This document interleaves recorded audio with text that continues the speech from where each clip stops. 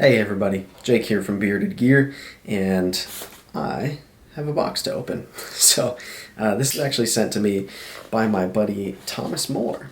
And if you aren't familiar with Thomas Moore, first of all, his Instagram will be linked down below.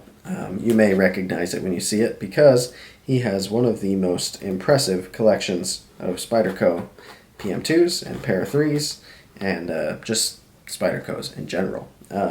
I've gotten to know Thomas Moore a decent bit because he is one of the co-founders and creators of the Millie PM2 Para 3 Club, and I talked to he and Jason over there quite a bit. And so not too long ago we were on a kind of a Zoom call thing there in that Facebook group, and we're chatting, and they were kind enough to have me on kind of as a guest, and we were talking about knives, of course, because that's why we were there. And I mentioned to Thomas a couple of knives that I had that I thought he should check out. Said I'd be happy to send them to him.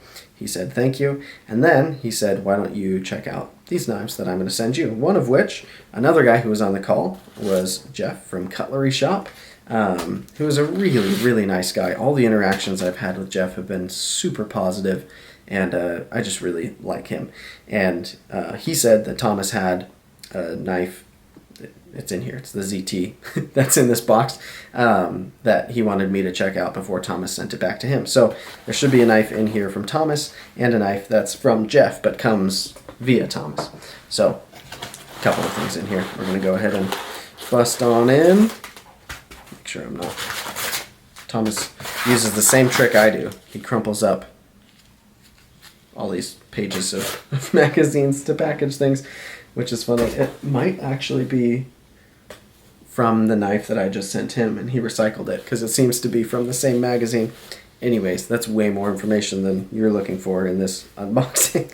I'm going to open this one first, which is so beautifully wrapped in paper towels. I think I can tell by the weight of it what it's going to be. It's in this nice little pouch, and I am correct. So this I'm very excited to check out. This is one of the KnifeJoker Travis V exclusives of the Reate. I'm almost positive it's the K2 model. And so you can see it's got this, I think they call it the jungle green Fatcarbon on the show scale. It's a frame lock, but you can see it's got a Zirc pocket clip and a Zirc backspacer. So the Reate K2 is a model that, first of all, I've always thought looked really cool. I've actually never handled one, which is crazy, but I've appreciated them both in photo and video form quite a bit, and this is like the ultimate variant of it. He's done, he did a run of these with a few different Fatcarbon colors. So there's like the blue one, I think there's the lava one, and there might be, maybe it's the white one is the other one, or purple. I could be wrong. I don't know. It comes in green for sure because that's the one I'm holding. But yeah, let's go ahead and see. That is a fantastic action. So we've got this really cool Tanto profile on here. And these grinds, look at that. It's got a hand rub finish.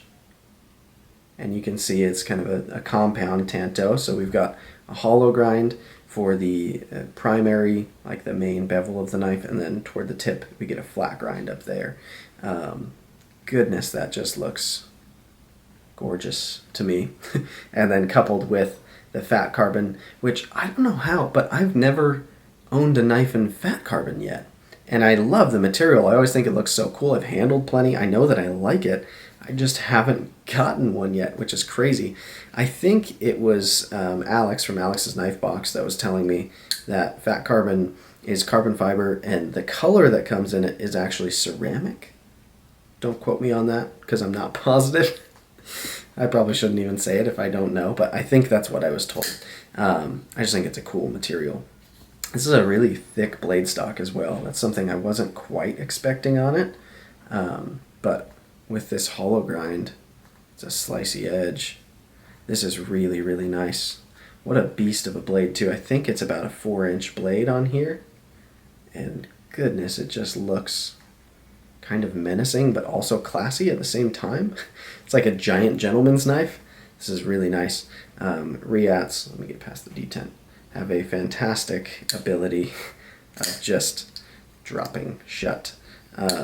So smooth, and it's very, very good. So this is sweet. This is Thomas's personal knife that he said I should check out. So this is the one that comes by way of Thomas. And yeah, I'll be doing a review on this. I won't be carrying and using and cutting with this knife. It's frankly just way too gorgeous to be doing any of that. So my review will be based on playing with it on my couch, and that's going to be that. Especially with this Zirc pocket clip and backspacer. This thing's not going anywhere out of the house in my pocket. I would feel terrible if I scratched it up or something, but wow, that is sweet. So there's knife number 1. And knife number 2, this should be the ZT, which comes from Jeff. I'm excited to check this out. So this is the 707? Yeah, I got it right. This is the ZT 707, and it's one of their newest models, if not their newest model.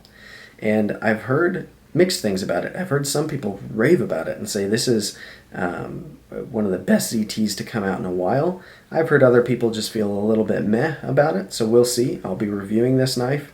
But off the bat, it's one that I'm intrigued by. There's a couple of things about it that are a little different. So first of all, it's a skinny, slim little sucker. The profile is very slender, and that coupled with the carbon fiber show scale. The lock side isn't internally milled or anything, but it's just like a nice dainty little piece of titanium.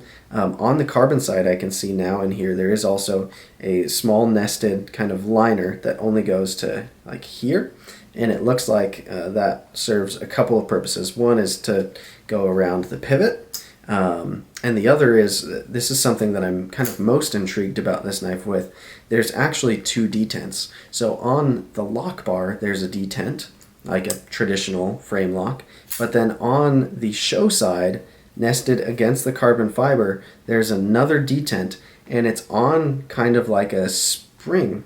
I don't know if I'll be able to show you. It's almost like a little liner in there with a detent stuck on it. See how it's kind of sticking up, just a little bit proud there?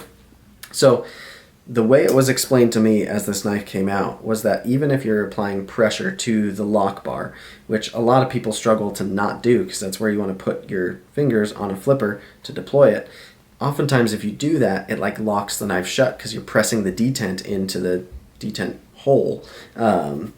These are all very technical terms.